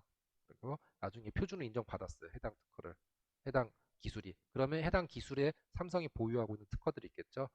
이 청구항의 내용들이 여기에 포함되어 있어요. 이걸 바로 표준 특허라고 해요. 자, 5G가 한번 딱 결정이 됐어요. 이렇게, 야, 앞으로 전 세계에서 5G는 이렇게 쓰기로 하자라고 딱 끝 결정되면은 앞으로 다른 업체들이 이걸 쓸 때는 이 표준 특허를 가진, 피해갈 수가 없죠. 이거는. 그렇기 때문에 이 표준 특허를 가진 업체들한테 로열티를 줘야 돼요. 상당히 표준 특허는 강력하다는 거예요. 자, 그래서 표준 특허는 워낙 강력하기 때문에 표준 특허는 지켜줄 원칙이 있어요. 바로 그게 바로 프렌드 원칙이라고 해요. 프렌드. 자, 프렌드 원칙 뭐냐면은 페어, 공정해야 되고, 리저너블, 합리적이어야 돼요. 적당해야 돼요. 그리고 난 디스크리미네이터리, 어떻게? 비배타적이어야 돼요. 그래서 특허권자가 조건을 차별적으로 제시하거나 특허권을 남용할 수가 없도록 하는 거예요. 자, 하나하나 볼까요? 페어. 자, 우선 공정해야 돼요. 특허를 쓰는 데서. 자, 내가 표준 특허를 가지고 있어. 표준 특허를 가지고 있는데 저 사람은, A라는 사람은 나하고 친해. B라는 사람은 나하고 안 친해. 그런데 A하고 나하고 지금 싸움이 붙었어. 뭐 다른 특허 분쟁이나 이런 걸로. 그래서 표준 특허를 가지고 그 사람을 공격해서는 안 된다는 거예요.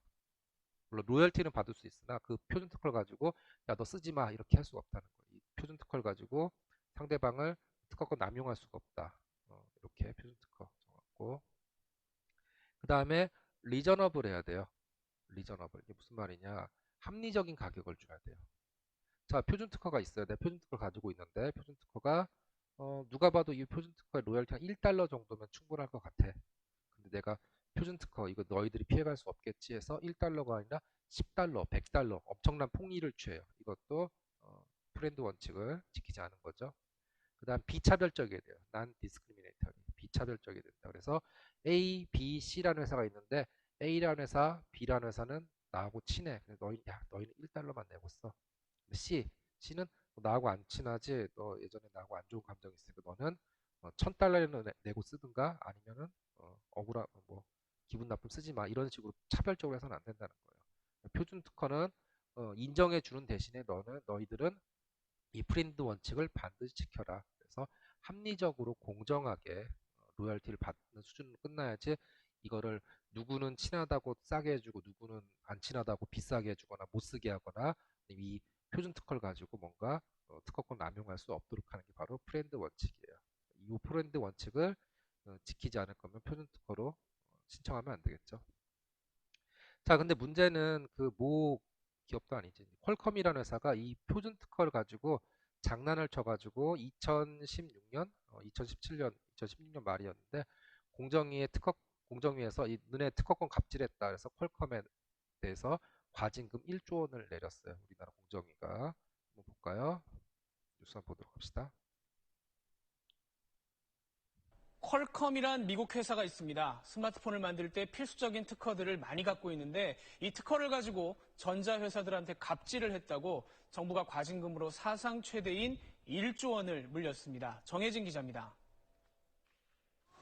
삼성전자와 LG전자가 휴대전화를 만들어 팔면 20% 정도를 글로벌 IT 기업 퀄컴이 가져갑니다. 이른바 퀄컴세입니다. 통신 표준 특허를 독점하고 있는 퀄컴의 모뎀 칩을 반드시 써야 하기 때문에 생긴 말입니다.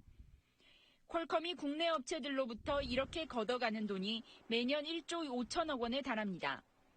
공정거래위원회는 퀄컴의 영업 방식에 문제가 있다며 사상 최고액인 1조 300억 원의 과징금을 부과했습니다. 퀄컴이 보유한 독점적 특허를 쓰려는 국내 업체들에게 터무니없는 사용료를 요구하거나 사용 허가를 거부했다는 게 이유입니다. 또 퀄컴의 특허는 비싼 사용료를 받으면서 정작 퀄컴은 국내 업체들의 특허를 거의 무상으로 사용했다고 공정위는 지적했습니다. 우월적 지위를 이용해 이른바 갑질을 했다는 겁니다. 휴대폰사에게 일방적인 라이선스 조건을 강제해온 퀄컴의 부당한 비즈니스 모델을 공정위가 최초로 시정한다는 점에서 의미가 있습니다. 퀄컴은 지난해 2월 중국에서도 특허 사용료 과다 청구를 이유로 과징금 1조 640억 원을 부과받았습니다. 미국과 대만, EU 등에서도 퀄컴에 대해 조사를 벌이고 있습니다. 퀄컴은 공정위 결정에 불복해 소송을 내고 한미 통상 문제로 확산시킬 움직임을 보이고 있습니다. SBS 정혜진입니다. 잘 봤죠? 참 이 퀄컴이 문제가 많은 회사예요. 뭐 물론 퀄컴 그런 문제는 아니고 퀄컴이 좀 약간 갑질을 많이 했어요. 그래서 어떤 걸 했냐? 퀄컴이 그 표준 특허를 많이 갖고 있어요. 옛날 지금은 이제 뭐 표준 특허 많이 여러 회사들이 많이 가지고 있는데 그 퀄컴 같은 게 옛날에 그 3G 그 관련한 표준 특허를 많이 갖고 있어요. 그래서 그 프렌드 원칙을 상당히 많이 안 지켰죠. 자, 예를 들어서 퀄컴 같은 경우는 다른 칩셋사들, 그러니까 자기 경쟁사들 같은 경우는 라이센스를 제공하지 않거나, 이거는 지금 비차별적인 거를 지금 지키지 않은 거죠. 그 다음에 또 못된 짓을 한 게 뭐예요? 퀄컴이 자회사를 만들어서 특허를 이렇게 팔았어요. 어떻게? 특허권자가 뭔가 리저너버즈를 하지도 않았죠. 좀 폭리를 취했죠. 자회사 만들어서. 그 다음에 이 특허권을 표준 특허를 갖고 있어 어떤 짓을 했냐? 휴대폰사의 일방적 거래, 포괄적 라이센스, 그 다음에 휴대폰사의 특허를 무상으로 제공받았으니까 야, 내가 표준 특허를 갖고 있어서 너에 줄게. 대신에 니들 특허 내가 편하게 마음대로 쓸 수 있게 해줘. 이런 식으로 특허권을 남용하고 있었고, 그 다음에 포괄적 라이센스가 뭐냐면 좀 끼워 팔기 같은 거죠. 자, 나는 분명히 3G 표준 특허 10건이 필요해. 근데 이 10건만 파는 게 아니라 다른 녀석들하고 같이 세트 묶어가지고 불필요한 특허들 한 2, 30건 같이 묶어놔서 자, 이걸 10건을 쓰려면은 나머지 불필요한 특허 20건, 30건도 같이 사가. 이런 끼워 팔기를 했죠. 온갖 브랜드 원칙을 거의 대부분은 상당히 많이 지키지 않았죠. 이런 식으로 상당한 갑질을 해가지고 당시 2017년, 2016 말부터 시작됐는데, 그래서 당시 공정거래위원장이 표준 특허의 브랜드 원칙의 확약을 지키지 않은 첫 사례만큼 법리 공방이 어느 때보다 치열할 수 있는 분석이다. 그래서 당연히 퀄컴은 이 1조 원의 과징금에 대해서 안 하고 못 내겠어. 소송 들어갈 거야 해서 우리나라 고등법원에 항소를 했어요. 자, 그 작년 말에 결과 나서 볼까요? 네, 1조 원이 넘는 과징금 부과에 반발해 다국적 2019년 통신업체 12월. 퀄컴이 공정거래위원회를 상대로 낸 취소 소송에서 2년여 만에 법원에 첫 판단이 나왔습니다. 법원은 공정위의 과징금 부과가 적법하다고 판단해 사실상 퀄컴 측의 패소로 판결했습니다. 취재 기자 연결하겠습니다. 이경국 기자. 네, 서울 고등법원입니다. 네, 1조 원이 넘는 이 사상 최대의 과징금이 부과됐던 사안이었는데 2년 넘게 심리한 법원의 첫 판단 어떻게 된 겁니까? 네, 오늘 오전 10시 반 퀄컴이 공정위를 상대로 과징금 부과와 시정명령을 취소해달라며 낸 소송에 선고가 내려졌습니다. 서울 고등법원은 공정위의 1조 원대 과징금 부과 처분이 적법하다고 판단했습니다. 다만 공정위의 일부 시정명령은 위법하다고 판단해 취소하도록 결정했습니다.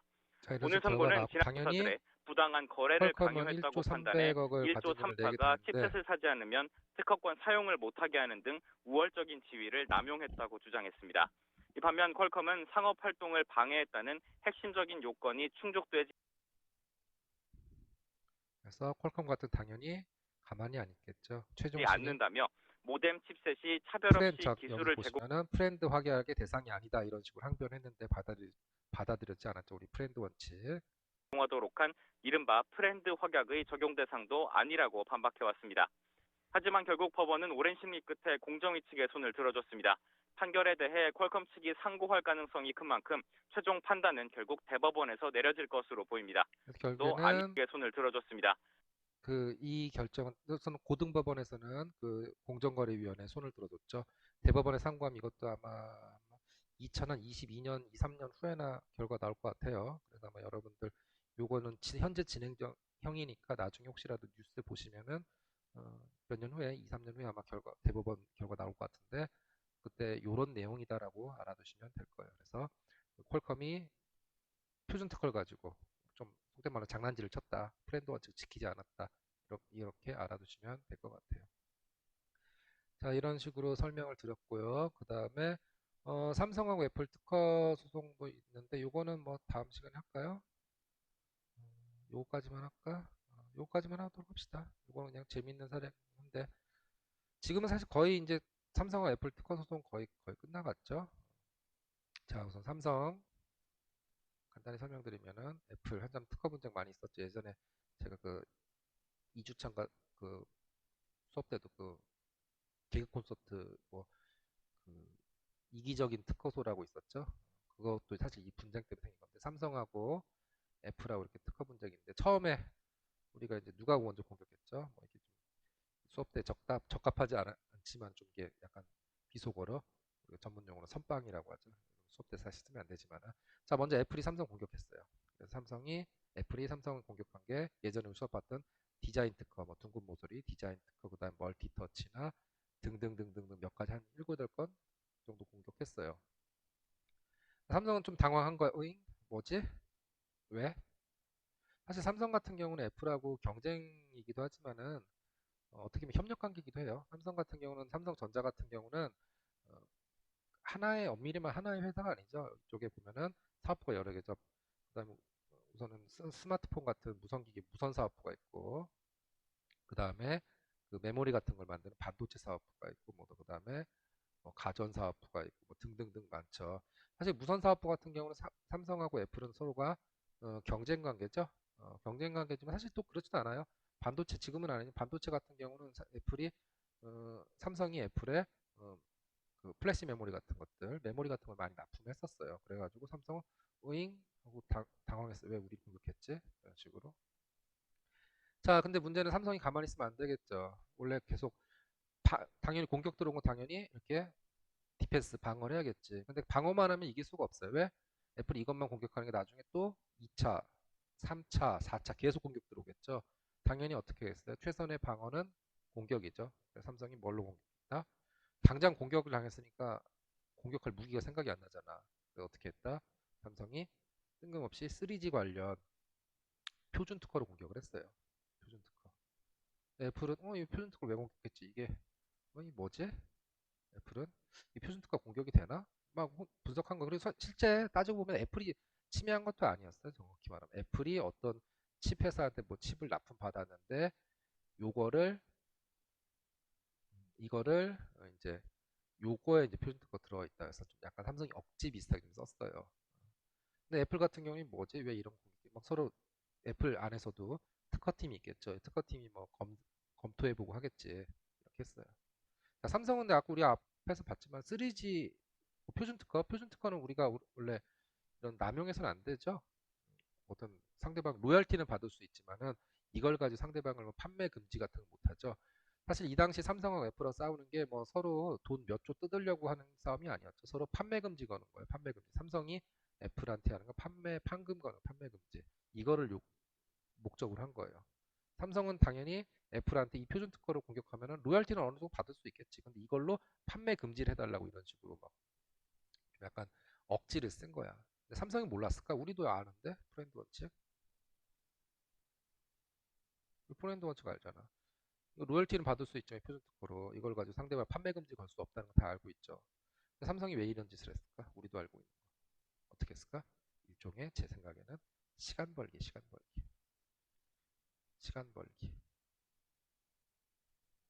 우선 갑자기 공격당했으면 당황하죠. 당장 공격하려니까 공격할 게 없죠.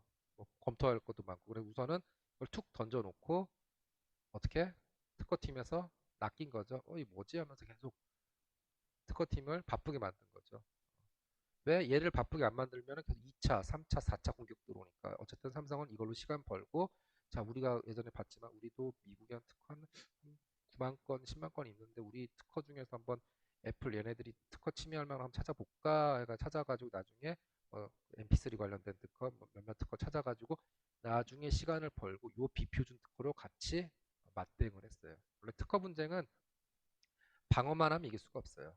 같이 공격을 해줘야 돼요. 그래서 어쨌든 지금 그래서 우리가 알고 있는 결과와 같이 지금은 어쨌든 간에 유야무야 됐다.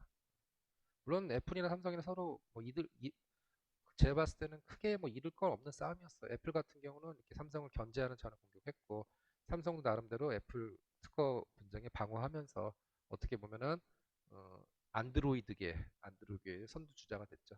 그래서 뭐 이런 식으로 특허 분쟁도 있었다. 어쨌든 여기 말하고 싶은 거는 요 표준 특허를 가지고 상대방을 뭐 판매 금지라거나 할 수는 없다. 삼성이 좀 전략적으로 이걸 이용했다. 이 얘기를 하고 싶었어요. 이런 식으로 해서 우리가 오늘 표준 특허까지 받고 그 다음에 직무 발명은 다음 시간에 보도록 합시다. 자, 이렇게 해서 오늘 우리가 그 6주차 못했던 거 마저 했고요. 그 다음에 발명의 종류 봤었고, 발명의 종류는 크게 방법에 발명하고 물건에 발명하고 방법에 발명이 있고, 그 다음에 BM 특허, BM 발명, 비즈니스 메서드 있었고, 그 다음에 미생물 발명이 있었다. 그 다음에 방금 했던 표준 특허, 표준 특허는 표준화위원회에서 표준을 정하고 그 표준의 내용이 특허 내용에 포함되어 있고 청구항에 포함되어 있으면 표준 특허로 인정받을 수 있다. 다만 표준 특허로 인정받았으면은 표준 특허가 지켜야 할 원칙, 프렌드 원칙을 지켜줘야 된다. 안 그러면 특허권 남용으로 공정위 등의 각 국가마다 있겠지. 그런 걸로 제소당할 수 있으니까 표준 특허 로열티를 받는 선에서 적정한 로열티를 받는 선에서 끝내야 된다. 이 정도 내용으로 우리가 요약할 수 있을 것 같아요. 자, 그렇게 오늘 그 1시간 반 정도 했는데요. 다들 날씨가 많이 추워졌네요. 그래서 좀 건강 관리 잘 하시고요. 그리고 언제나 얘기하지만은 궁금한 거 있으면은 항상 전화로 질문 주세요. 자, 그러면은 7주차 강의 오늘 여기서 마치도록 하겠습니다. 모두 강의 듣느라 고생하셨습니다. 다음 주에 봅시다.